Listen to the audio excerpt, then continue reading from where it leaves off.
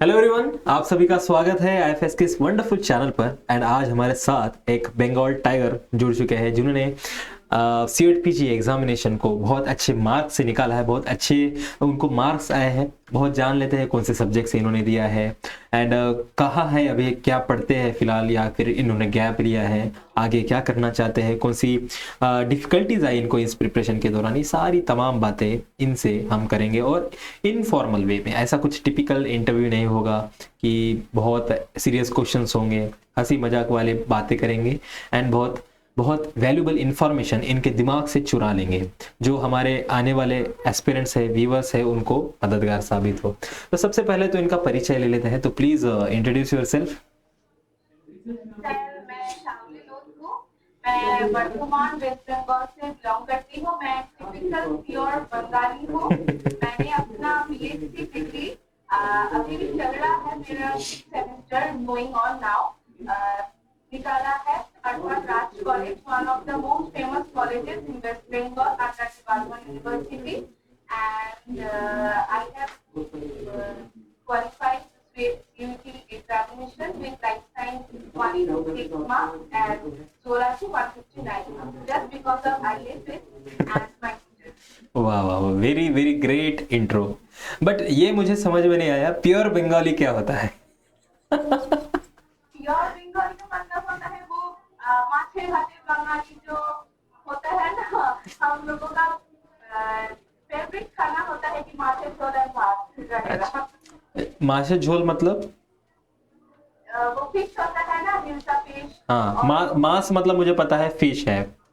तो फिश के साथ आप वो, करी बनाते हैं और हम चावल के साथ खाते हैं, वो अरे वाह, हमारा बंगाल का बहुत फेवरेट डिश है। Favourite and authentic food we can say, right? या बहुत मतलब बहुत प्यार है आपको बंगाल से, राइट? होना भी चाहिए, एब्सोल्युटली। होना भी चाहिए। एंड क्यों लगा आपको कि सीएट पीजी एग्जाम को टारगेट करें, वो भी इन दो सब्जेक्ट से, लाइफ साइंस से और जूलॉजी से?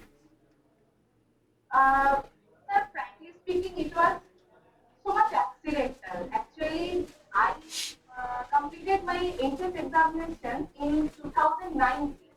तब मैंने डिसाइड किया था कि चलो नीट की प्रिपेयर कर लिया जाए। नीट का बहुत शौक था कि डॉक्टर बनूं, व्हाइट एप्रन वगैरह blah, blah, blah.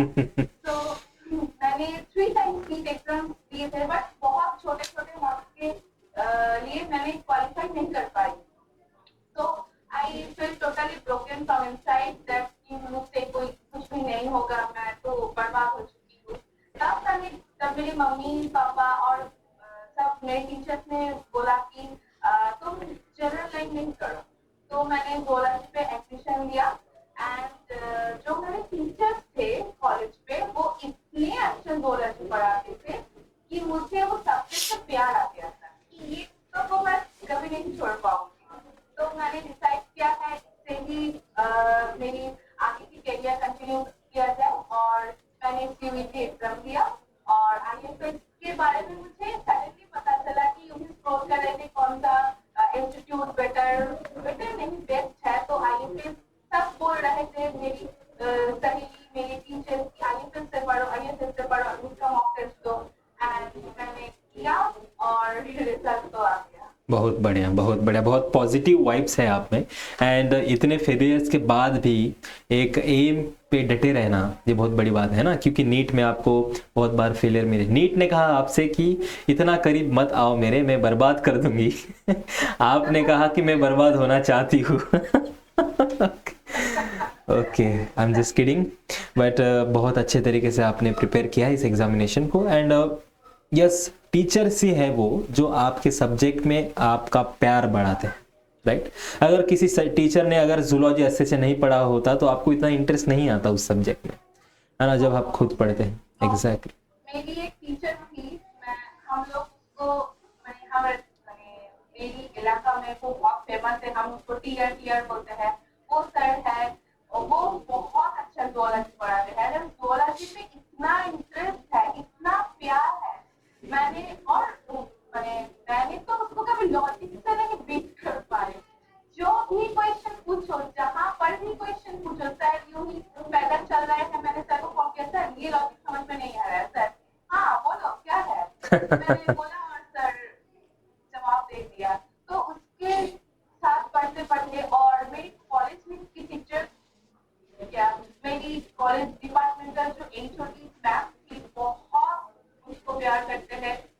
कभी भी आओ, हम सब तुम्हारे लिए हैं, हम सब तुम्हारे लिए बुक्स बुक्स इकट्ठा कर देते थे।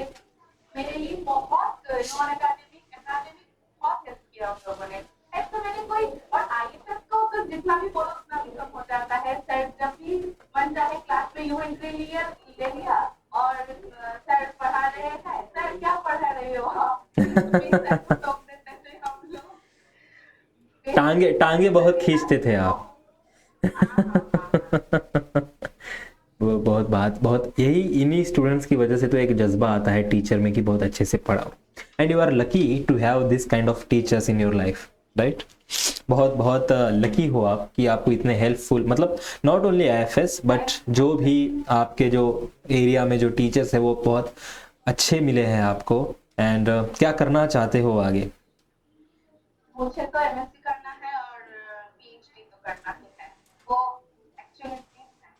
तो डॉक्टर नहीं बन पाए तो क्या, डॉक्टरेट तो और असली असली मायने में तो यही असली डॉक्टर है। एमबीबीएस ये तो डॉक्टर नहीं होते, ये वो तो बैचलर्स डिग्री के होते हैं, राइट।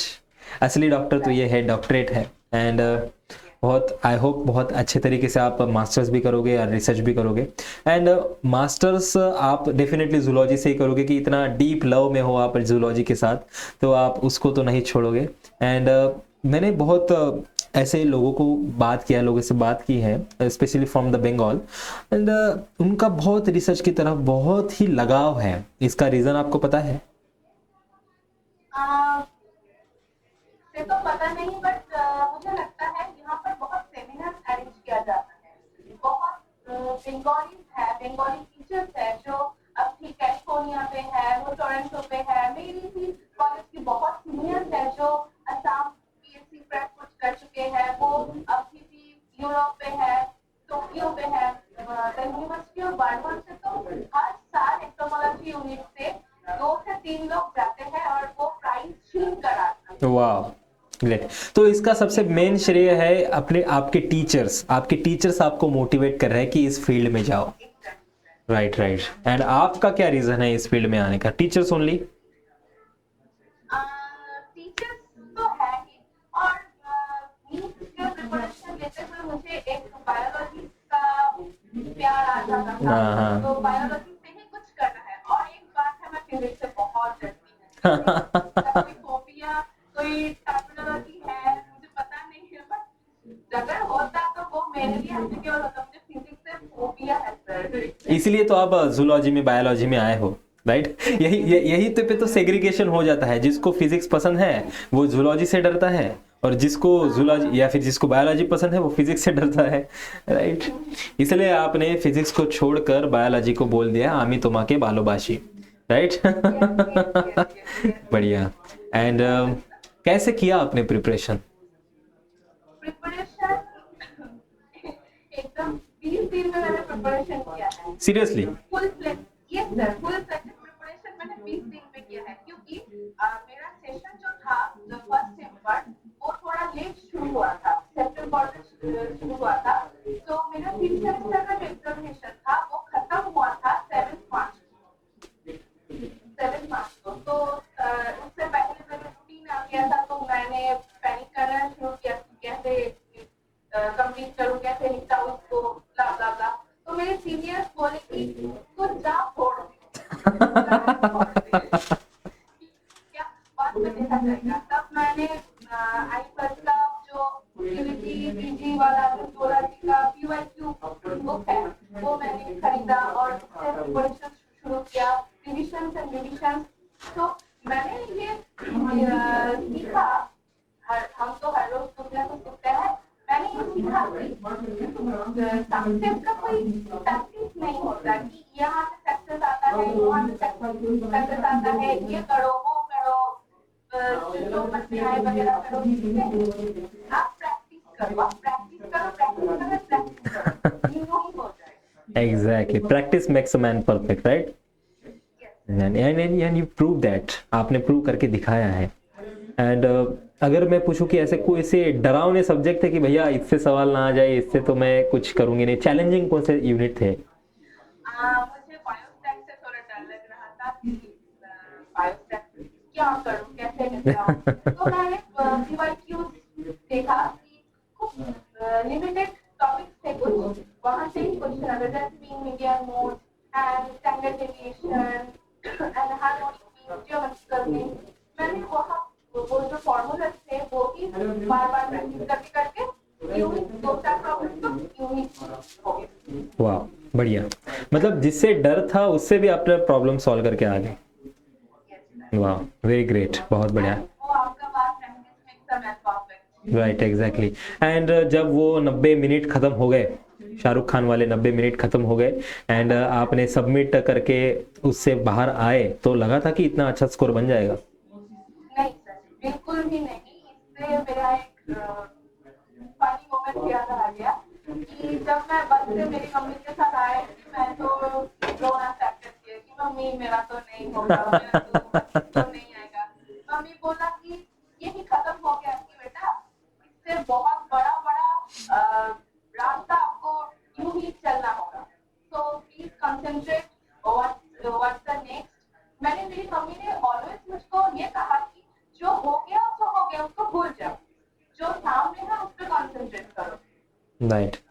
2 लड़की का जब एग्जाम मैं पेपर करने बैठा तो मेरा तो पूरा ब्लैंक हो गया। सारा चीज हो गया मेरा, एक कैसे निपटाऊं, ये कैसा कैसा क्वेश्चन आ रहा है। बेसिकली मैंने कुछ इम्पॉर्टेंट टॉपिक छोड़ करके कि ये मुझसे नहीं हो रहा, 30 दिन में और क्या क्या होगा, तो उस टॉपिक पे ही क्वेश्चन आ गया कि माइक्रोग्रामेटर साइंस मेरा तो ये हाय तो मैंने मेरा माइंड को शांत किया है, शांत हो आप लोग को करना ही है, आप तो रास्ते पे आ गए तो आपको तुमको चलना है, तो धीरे धीरे चलो, धीरे धीरे आपका माइंड सेट करो एंड मैंने धीरे धीरे मैंने पेपर करना शुरू किया and frankly speaking life science का पेपर मुझसे अच्छा गया था। मैंने 2 लड़की का आंसर की भी नहीं चेक किया था। इसके बाद क्या क्या देखोगी मैं। बट उस एग्जामिनेशन हॉल में आपको याद आया, एकला चलो रे, राइट, अकेले जाना है। राइट, बढ़िया, बहुत अच्छा। आगे हो तो आपको चलना होगा, पीछे देखने का मौका नहीं है आपका। बिल्कुल बिल्कुल, बहुत स्वीट, बहुत आपकी मम्मी ने भी बहुत स्वीट मैसेज आपको दिया है कि इट्स जस्ट बिगिनिंग, बहुत और आगे आपको देखने पड़ेगी एंड बहुत सिचुएशंस ऐसे आएंगे कि आपको लगेगा कि मैं क्या करूँ अब, that you will get a blank. तो ये तो अभी शुरुआत है, इससे भी आपने बहुत अच्छे तरीके से इस फेज को निकाला है एंड आई होप मास्टर्स भी अब इतनी अच्छी तरीके से करोगे एंड इतने ही प्रैक्टिस के साथ करोगे, इतने ही हंसते खेलते करोगे एंड इतना एंजॉय करोगे अपने जर्नी को, अपने फेज को, इसकी मैं आशा करता हूँ। एंड बहुत अच्छा लगा आपसे बात करके, इट वॉज वेरी फनी, बहुत बहुत अच्छा लगा आपसे बात करके एंड ऑल द बेस्ट। आपके जो भी फ्यूचर होगा वो बहुत अच्छा होगा, ये मुझे वाइब्स आ रही है and all the best. Okay, चलो, थैंक यू।